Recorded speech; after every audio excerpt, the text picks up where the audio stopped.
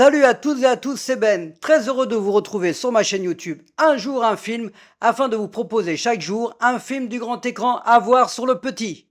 Cette semaine, Steven Spielberg est à l'honneur, mais il y a aussi de l'animation, de l'humour et plein de choses encore, sans oublier anecdotes, coups de cœur et hommages. Alors c'est parti pour les films de la semaine.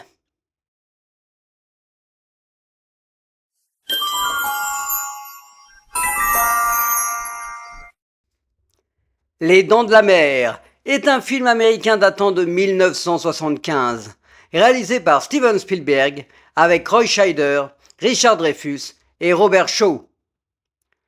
1er juillet 1974, sur l'île d'Amity, une jeune femme se fait attaquer en faisant un bain de minuit. On ne présente plus ce chef-d'œuvre de Steven Spielberg qui va pulvériser tous les records du box-office avec l'un des premiers blockbusters de l'histoire du cinéma. Un trio extraordinaire, avec en tête le chef Brody, que Roy Scheider incarne avec justesse et détermination. Robert Shaw, en Quint, le loup de mer rebelle et grincheux à bord de son bateau, qui devrait être plus gros.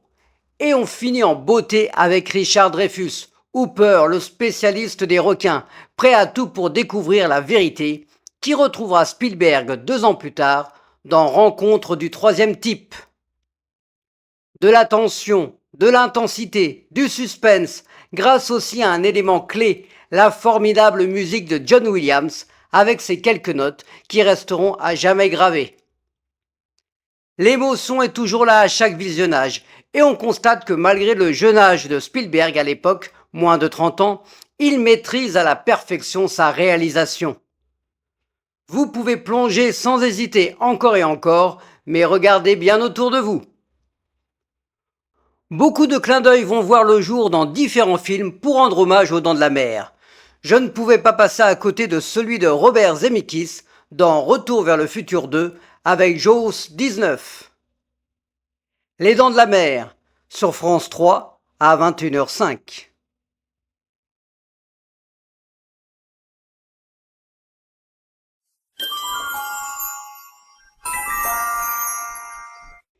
Ninja Turtle Teenage Heroes est un film d'animation datant de 2023, réalisé par Jeff Rowe et Kyler Spears. Les frères Tortues, Michelangelo, Leonardo, Raphaël et Donatello, qui ont été élevés par leur père adoptif, le rat Splinter, vivent dans les égouts de New York. Une nouvelle adaptation des Tortues Ninja que l'on aime tant. On se souvient du film sorti en 1990 et les autres qui vont suivre, plus ou moins réussis. Cette version sort un peu du lot, notamment par un dessin original assez vintage. Un bonheur de retrouver Leonardo, Donatello, Raphaël, Michelangelo avec des scènes d'action efficaces pour les petits comme pour les grands, sans oublier le rat Splinter, le papa des tortues, figure incontournable de cette famille pas comme les autres. Il y a plein d'autres personnages qui gravitent autour de nos héros, il y a autant des gentils que des méchants. Si vous aimez les tortues, si vous aimez les pizzas, alors je n'ai qu'une chose à vous dire, Kowabunga!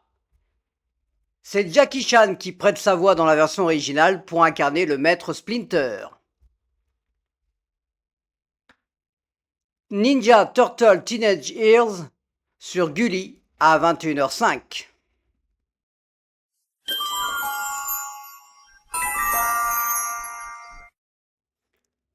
Jurassic Park est un film américain datant de 1993, réalisé par Steven Spielberg avec Sam Neill, Laura Dern, Jeff Goldblum et Richard Attenborough. Des paléontologues et un mathématicien vont rejoindre un milliardaire pour découvrir son parc pas comme les autres. Jurassic Park fait partie des films qui vont révolutionner le cinéma. Steven Spielberg va encore frapper. Il y aura un avant et un après dans le monde du 7e art. Les effets spéciaux encore très réalistes aujourd'hui, avec un mélange d'images de synthèse, mais aussi avec des dinosaures créés de toutes pièces, nous embarquent dans cette histoire tirée du livre de Michael Crichton.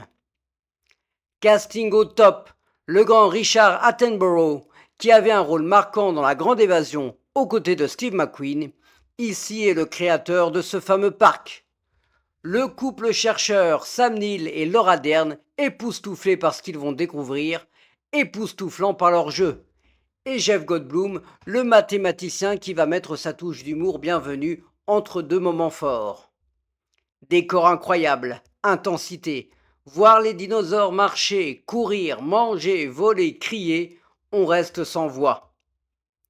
Je vous invite à franchir la porte de ce parc et préparez-vous à en avoir plein les yeux. Richard Attenborough n'avait pas joué dans un film depuis 1979. Un retour à l'écran magistral pour l'acteur. Jurassic Park sur TF1 à 21h10.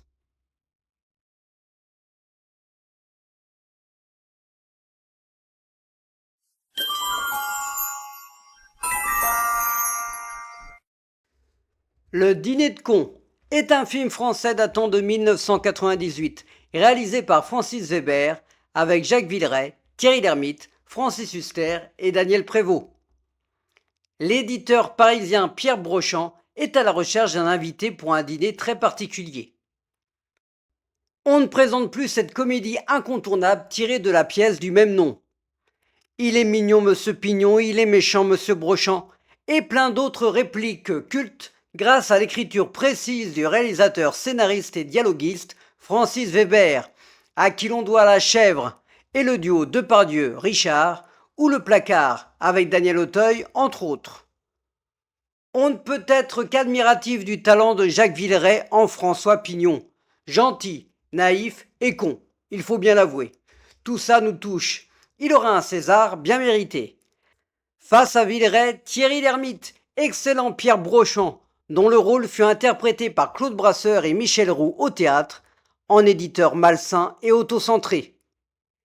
Des seconds rôles indispensables, Francis Huster et son fou rire mémorable, Daniel Prévost en contrôleur fiscal qui voit tout, remarquable, qui lui aussi aura un César pour le meilleur acteur dans un second rôle. Et Catherine Fro en amante collante, toujours parfaite dans son jeu. Une pure comédie au sommet de l'art humoristique à la française. Avec ou sans prénom, vous pouvez profiter de ce dîner 5 étoiles du rire. Il y aura un remake oubliable, The Diner, en 2010, avec Steve Carell et Paul Rudd, réalisé par Jay Roach. Le Dîner de cons, sur TF1, à 21h10.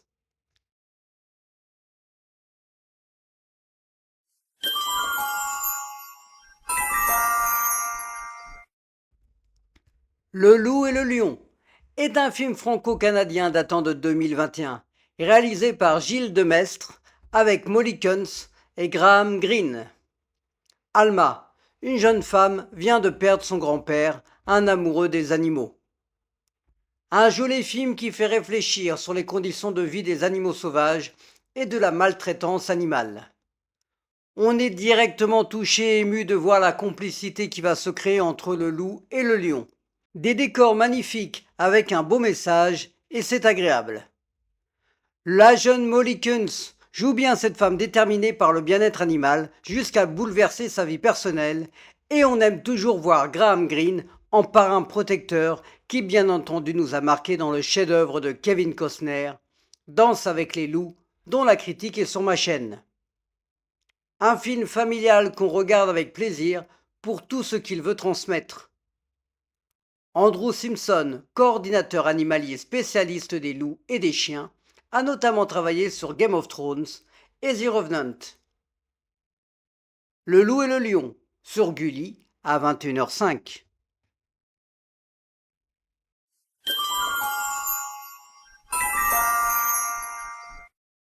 Le fabuleux destin d'Amélie Poulain est un film franco-allemand datant de 2001, réalisé par Jean-Pierre Jeunet, avec Audrey Tautou, Mathieu Kassovitz, Rufus et Jamel Debbouze. La vie d'Amélie Poulain, jeune serveuse à Paris, dans le quartier de Montmartre. Le Paris rêvé, le Paris fantasmé, avec ce film au succès mondial pour suivre les aventures d'Amélie qui va marquer la carrière de l'actrice Audrey Tautou. Avec des personnages divers et variés qui l'entourent, comme Mathieu Kassovitz, qui incarne Nino Quincampoix, Jamel Debbouze, Lucien l'épicier, Rufus, le passionné des nains de jardin, et bien d'autres qui vont faire vivre ce quartier mythique de Paris. Sans oublier la magnifique voix d'André Dussolier qui nous invite à découvrir cette histoire, ainsi que les mélodies de Yann Tiersen qui recevra le César de la meilleure musique en 2002.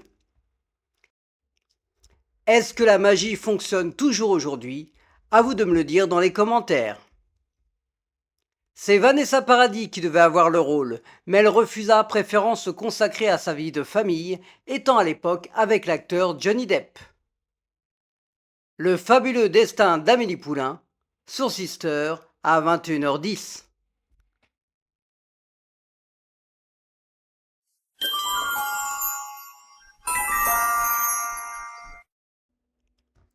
Bonne conduite est un film français datant de 2023, réalisé par Jonathan Barré avec Laure Calamy, Tchéky Cario, David Marsay et Grégoire Ludig. Une ancienne psychologue devenue formatrice en sécurité routière va vouloir se venger suite à la mort de son compagnon dans un accident de voiture.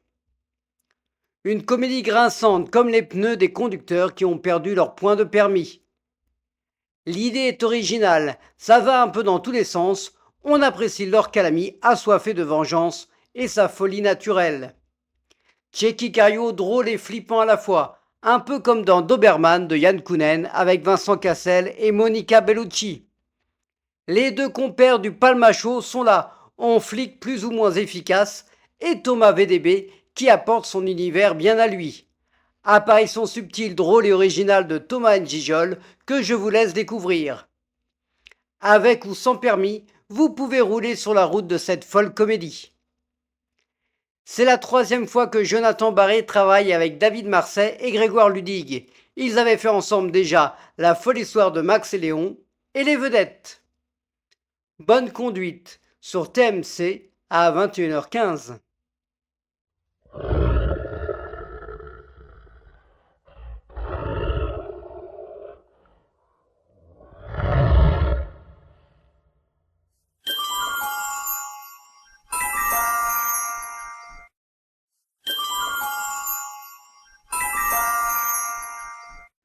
Mon coup de cœur de la semaine n'est pas une grande surprise, et évidemment c'est Les Dents de la Mer, qui va vous faire frémir encore, encore et toujours.